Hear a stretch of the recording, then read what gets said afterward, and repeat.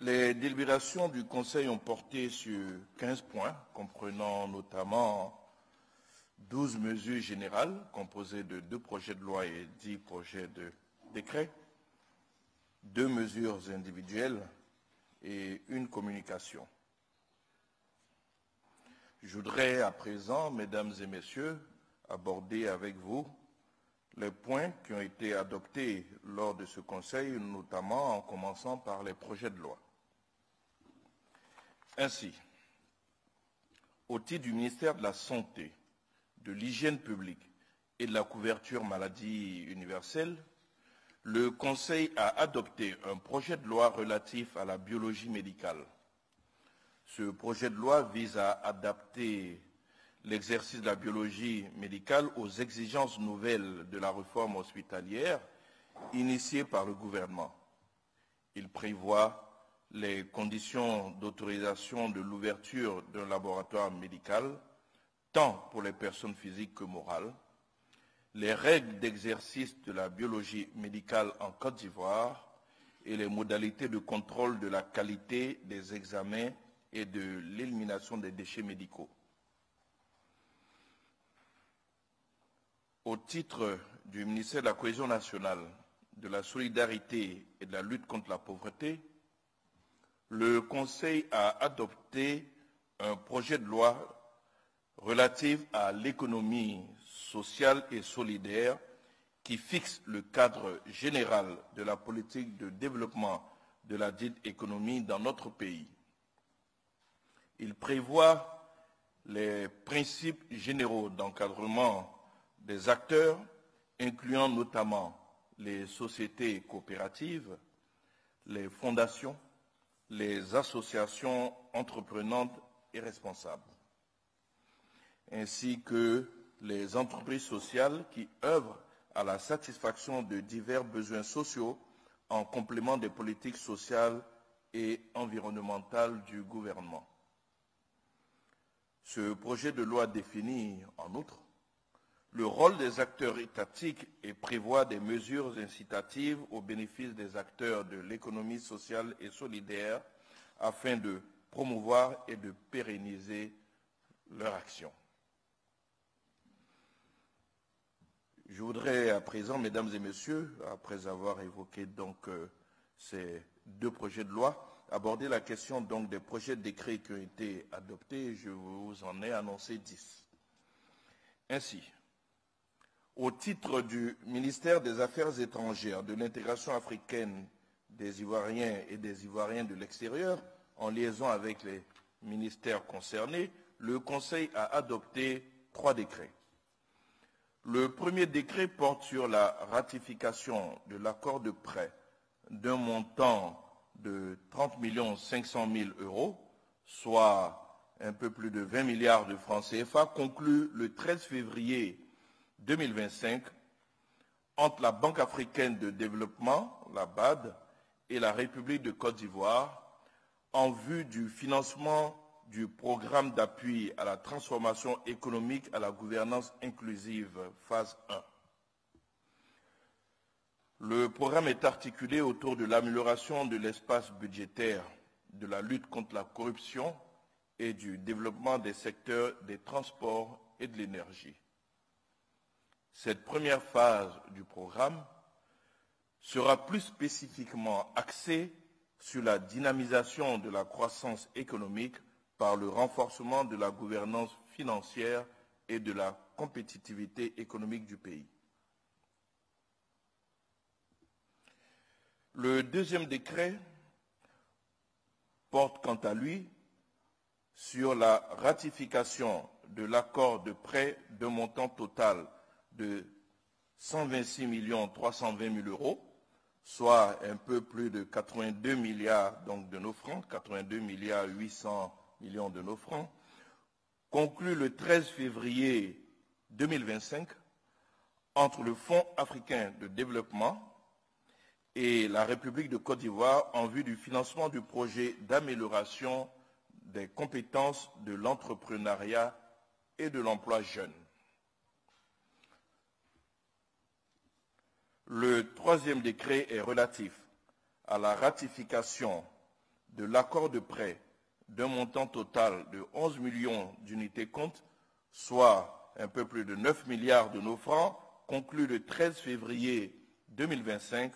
entre le Fonds africain de développement et la République de Côte d'Ivoire relative au financement du projet d'amélioration des compétences de l'entrepreneuriat et de l'emploi jeune. Le projet vise à améliorer l'adéquation formation-emploi en vue d'accroître davantage le taux d'insertion professionnelle des jeunes.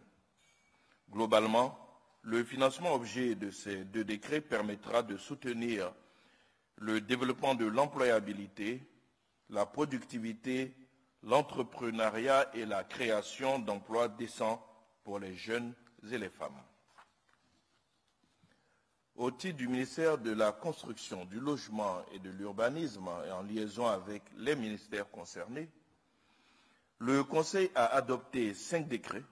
dont 4 portent sur la déclaration d'utilité publique des parcelles destinées respectivement à la construction de l'imprimerie nationale d'une superficie de 2 hectares 41 arts et 68 centiares, 6 à 8 villes dans la commune d'Abidjan.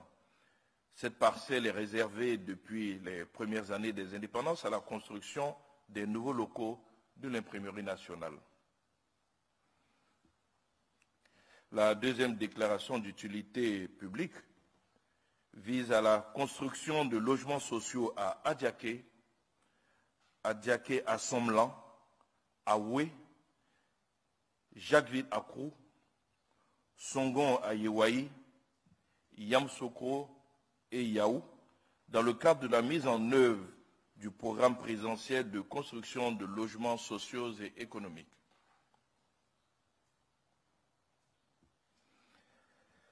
La troisième déclaration d'utilité publique vise à la réalisation du programme d'urgence de construction de 25 000 logements à Abidjan et à l'intérieur du pays, notamment à Akupé-Zedi, Boaké, Korogo, San Pedro, Yamsoukro et Yopougon.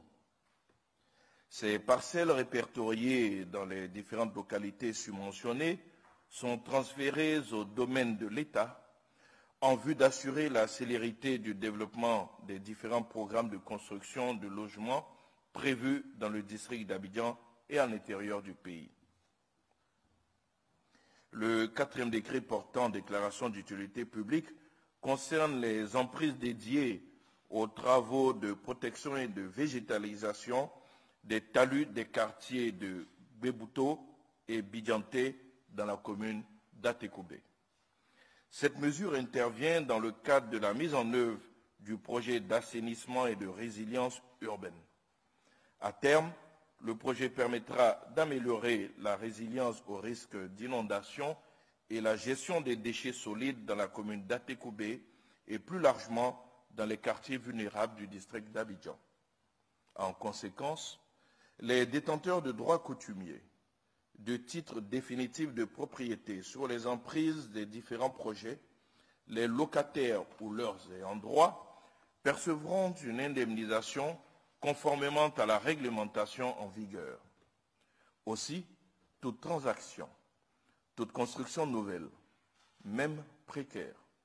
tout type de travaux de nature à modifier l'état du sol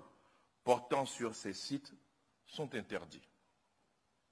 Enfin, le 5e décret adopté par le Conseil des ministres au titre du ministère de la Construction, du Logement et de l'Urbanisme porte création, attribution, organisation et fonctionnement du guichet unique du permis de construire et du contrôle urbain. Ce décret crée, en remplacement du guichet unique du permis de construire,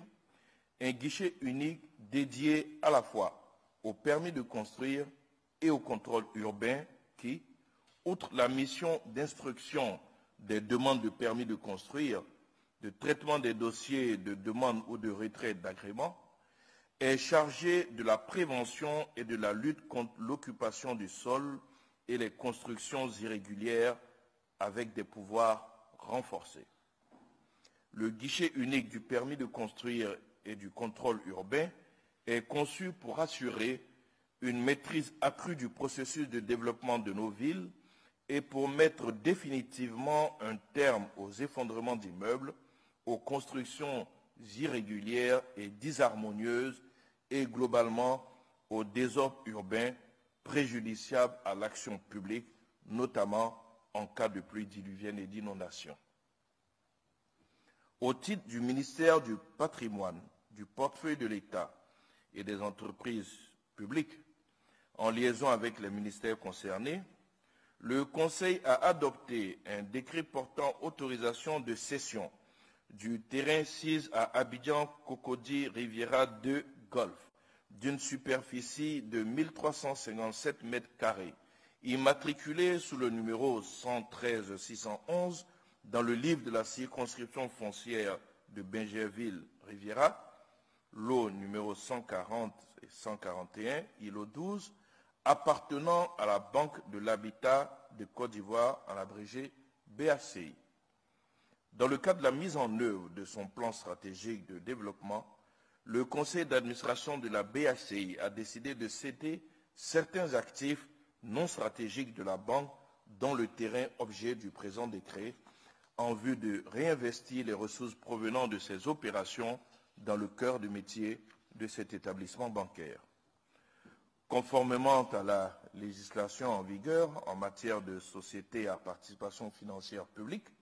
ce décret traduit l'accord du Conseil des ministres pour la cession du terrain su-indiqué à l'acquéreur, à savoir l'Office national de l'état civil et de l'identification, ONECI en abrégé, à hauteur de 650 millions de francs CFA.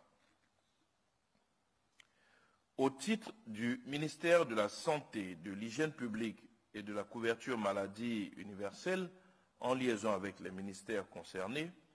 le Conseil a adopté un décret fixant les conditions d'organisation de la surveillance dosimétrique externe des travailleurs directement exposés au rayonnement ionisant.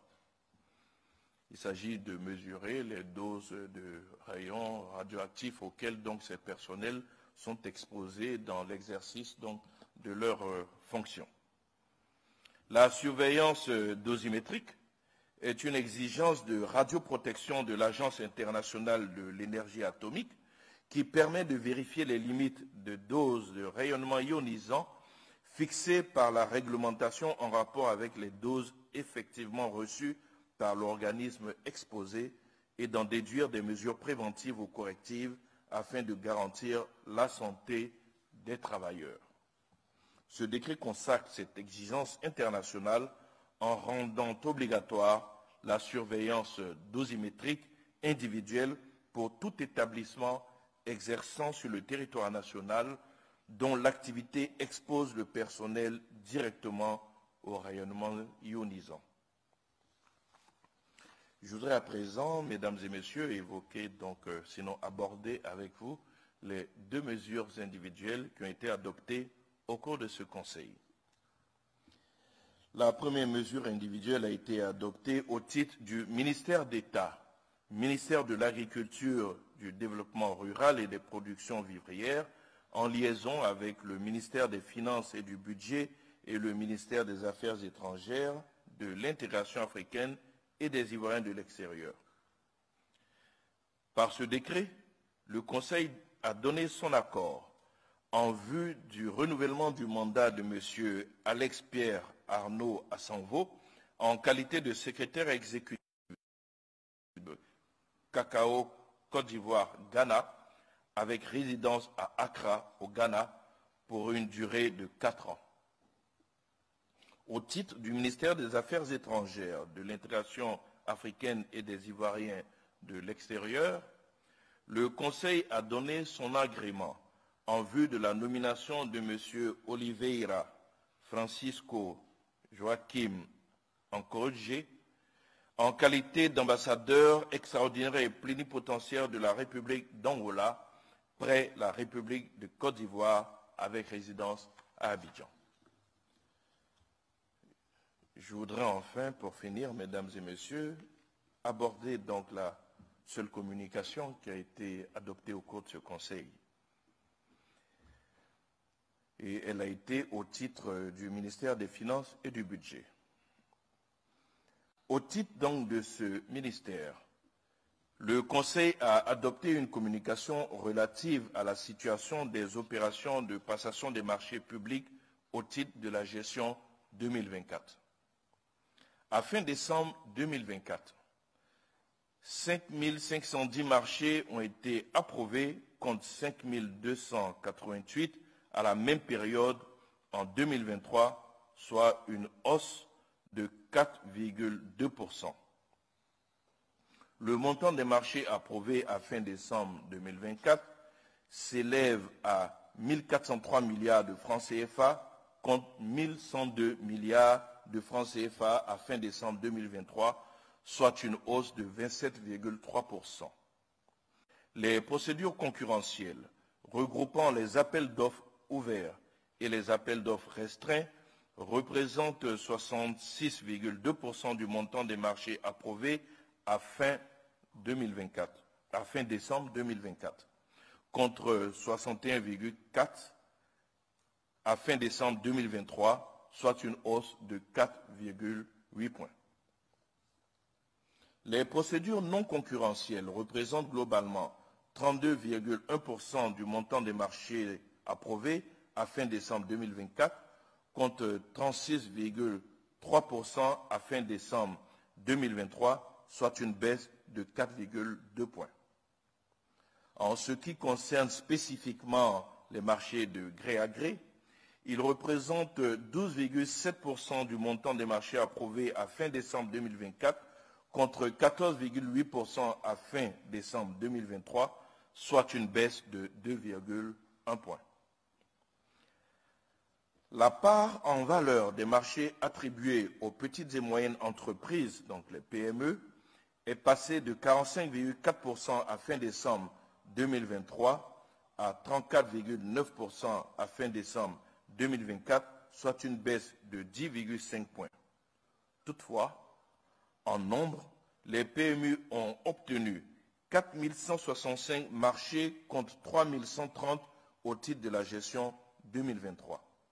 Comparativement à la gestion 2023, le nombre de PME titulaires de marché s'est accru de 62,7%,